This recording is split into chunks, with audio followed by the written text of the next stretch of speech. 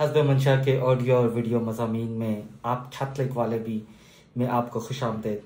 इस वीलॉग बनाने की बुनियादी वजह हमारे दोस्त भाइयों की तरह हमारे बचपन के उनका सवाल है, और सबसे पहले मैं उनसे माजरत चाहूँगा क्योंकि उन्होंने ये सवाल जो है ये मुझसे तकरीबन कोई कई हफ्ते पहले पूछा था, मगर मसरूफियात की वजह से और फिर पासबानी खिदमत की वजह से मैं इस सवाल का जवाब जो है एकदम नहीं दे पाया। तो लिहाजा मैंने मुनासिब यही समझा कि मैं इस सवाल को वीडियो की सूरत में ना सिर्फ अपने दोस्त के साथ, अपने भाई के साथ, बल्कि अपने तमाम अजीज़ों के साथ। तो सवाल जो है वो आजकल जैसा कि आप देख सकते हैं सोशल मीडिया पर हमारे एक खुद साख्ता यहूदी जो हैं और जो एक ग्रुप जो है, एक तहरीक जो है वो आई हुई है, और वो ये कहते हैं कि जी क्रिसमस मनाना जो है वो गैर मबूदों का त्यौहार है, या गैर मबूद यानी इसे गैर मबूदों के त्योहारों के साथ जोड़ना है। ये भी लोग मैं इतना बड़ा नहीं बनाऊंगा क्योंकि ऑलरेडी इस पे मैंने गुज़श्ता 2 सालों से लिख रहा हूँ, और इसके बारे में ऑलरेडी हस्ब मंशा यूट्यूब चैनल जो है मेरा, उस पे भी ऑलरेडी मैंने इस 25 दिसंबर के बारे में ऑलरेडी लिख चुका हूँ। मगर क्योंकि ये हमारे बहुत ही प्यारे भाई और दोस्त जो हैं उन्होंने रिक्वेस्ट की थी, तो उनके लिए एक छोटा सा वीलॉग जो है वो मैं बनाना चाहूँगा कि ताकि यानी उनके सवाल का जवाब भी मिल जाए, और हमारे बहुत सारे जो बहन भाई हैं जो सीखना चाहते हैं, जो कलाम के साथ वक्त गुजारना चाहते हैं, जो कलाम की बातों को समझना चाहते हैं, तो उनके लिए भी रहनुमाई बन जाए। तो सवाल जो है उसी से ये शुरू करेंगे कि यानी उसका पहला जवाब ये है कि यानी खुदावंद यीशु मसीह को गैर मबूदों के साथ मिलाना एक बिद्दत है। किस वजह से एक बिद्दत है?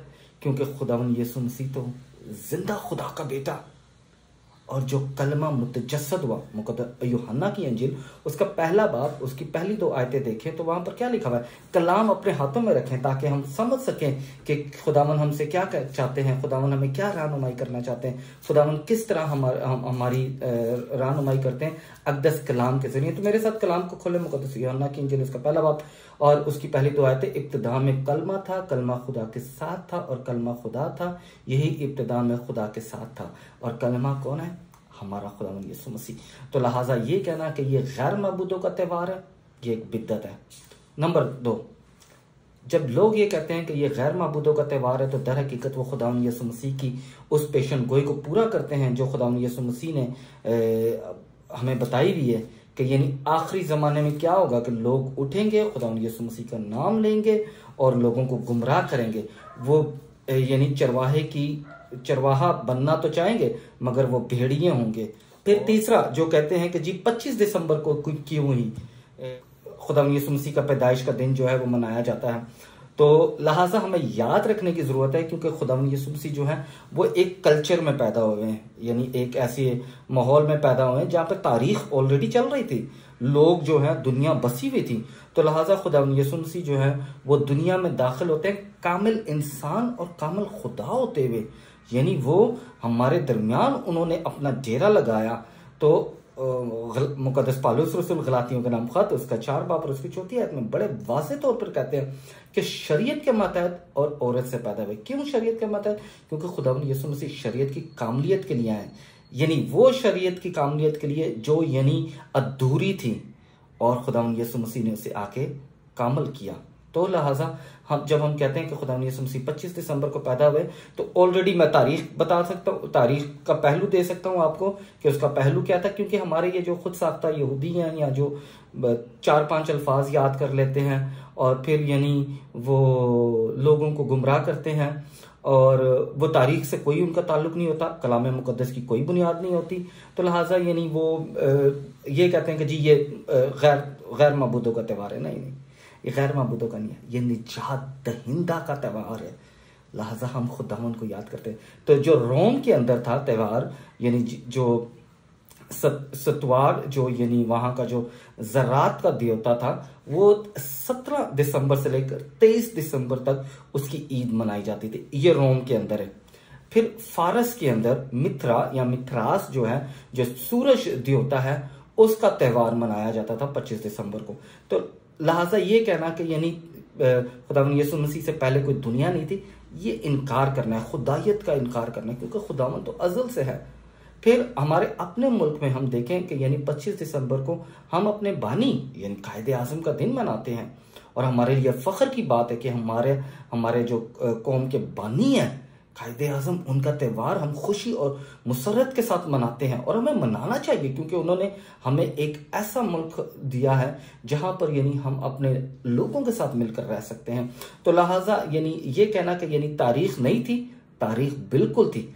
अब सवाल ये पैदा होता है कि 25 दिसंबर ही क्यों यानी 25 दिसंबर को हम ये त्यौहार मनाते हैं। तो इसको समझने के लिए थोड़ा सा हमें पीछे जाना पड़ेगा। अगर आप मेरे साथ कलाम को खोलें तो वहां पर क्या लिखा हुआ है कि यानी जो फरिश्ता है वो आया है जिक्रिया के पास, मनादी की है कि यानी तेरे घर में औलाद होगी।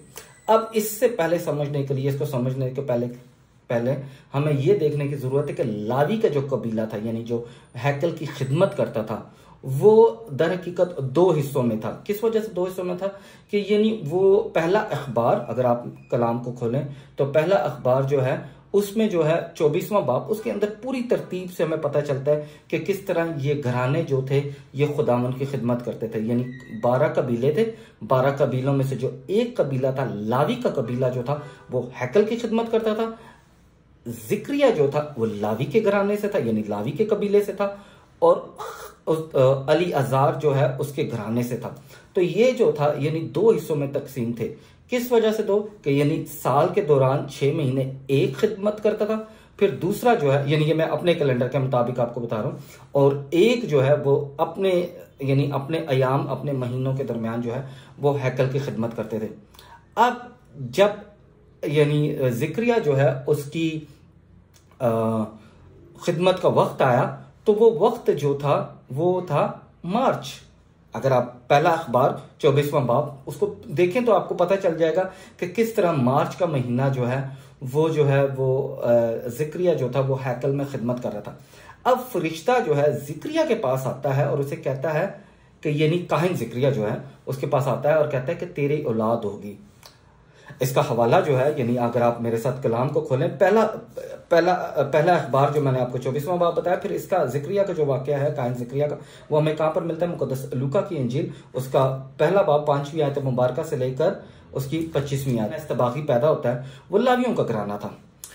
अब हम यहां पर रुकते हैं और दूसरी बुशारत की तरफ जाते हैं, और वो दूसरी बुशारत कौन सी है? मुकद्दसा मरियम यानी खुदावन का फरिश्ता जिब्राइल जो है, लुका की अंजील उसका पहला बाब और उसकी 26वीं आयत मुबारका से लेकर 38वीं आयत मुबारका तक में कि फरिश्ता जो है वो जाता है मुकद्दसा मरियम के पास और जाके मनाती करता है, खुदावन का पैगाम लेकर आता है और उसे कहता है कि तेरी रिश्तेदार जो है वो भी हामला है। तो कौन से महीने में गया फरिश्ता उसके पास? मार्च में। काहिन जकरिया को कब पता चला कि मार्च में यानी उसकी जो बीवी है वो हामला है। एलिज़ाबेथ को कब पता चला? मार्च में। कलीसिया जो है 25 मार्च को जो है यानी ईद बुशारत मनाती है। यानी किस तरह मनाती है कि यानी जिक्रिया जो है उसे भी बुशारत दी गई और मुकद्दसा मरियम जो है उसे भी बुशारत दी गई।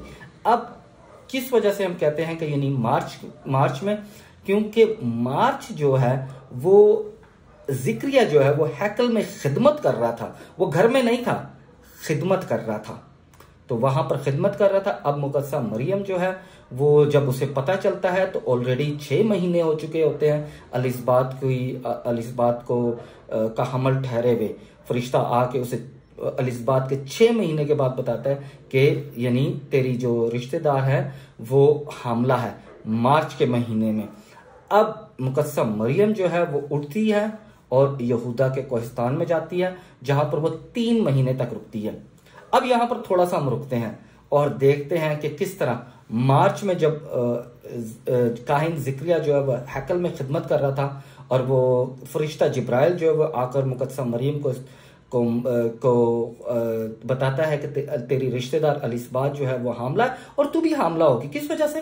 क्योंकि तू यानी अगर आप मेरे साथ यहाँ पर खुदावंद के कलाम को देखें तो क्या लिखा हुआ है वहां पे कि तेरा बेटा होगा और तू उसका नाम यीशु रखेगी, वो बुजुर्ग होगा, हक ताला का बेटा कहलाएगा, खुदा उसके बाप दाऊद का तख्त उसे देगा और वह याकूब के घराने में हमेशा तक बादशाही करेगा और उसकी बादशाही का आखिर ना होगा।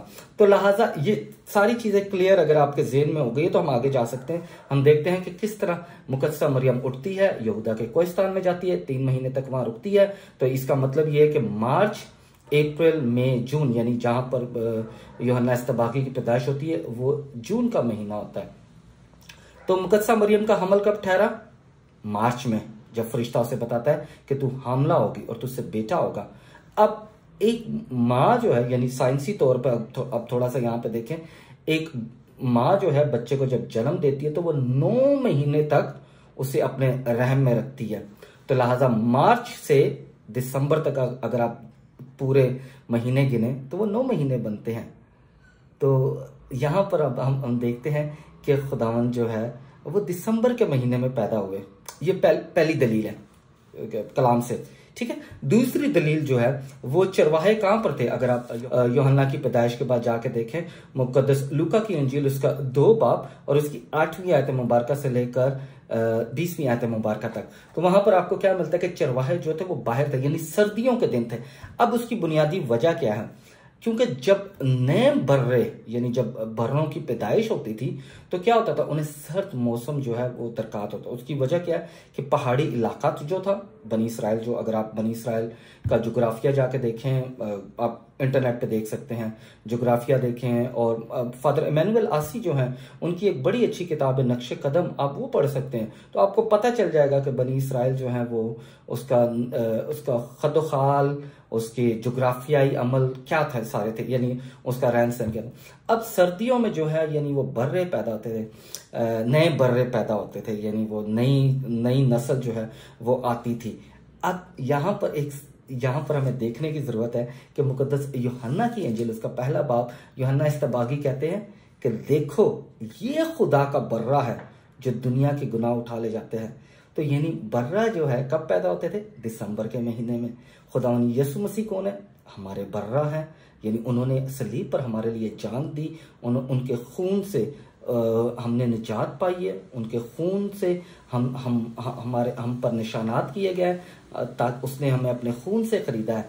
तो लिहाजा जब हम कहते हैं कि खुदावंद यीशु मसीह हमारे बर्रा हैं तो वो इसी चीज की निशानदेही करते हैं कि वो हमें गुनाहों से रिहाई देते हैं। तो उम्मीद करता हूँ कि ये दोनों जो दलीलें जो हैं, और इसके अलावा जो मैंने आपको कल्चर तौर पे बताया कि यानी किस तरह जो है तारीख जो है वो अपनी निशानदेही जो है वो रकम करती जाती है। तो लिहाजा ये कहना कि ये मबूतों का दिन है, ये एक बिद्दत है। लिहाजा ये कहना कि हम 25 दिसंबर को क्यों खुदावंद यीशु मसीह का दिन मनाते हैं, ये कलाम से लाइल्मी है। फिर ये कहना कि हमें ये नहीं मनाना चाहिए, ये खुदगर्जी है, क्योंकि हमारा निजात दहिंदा जो है वो हमारे लिए, यानी अपना तख्त छोड़कर हमारे दरमियान उसने डेरा लगाया। तो लिहाजा हमें खुदावंद के इस दिन को ईद विलादतुल मसीह जो है, यानी खुदावंद यीशु मसीह की पैदाइश का दिन, जब कलमा मुतजस्सद हुआ, यानी इंग्लिश में हम इसे कहते हैं इनकारनेशन, यानी खुदावंद जो है वो इंसानी तारीख में दाखिल हुआ।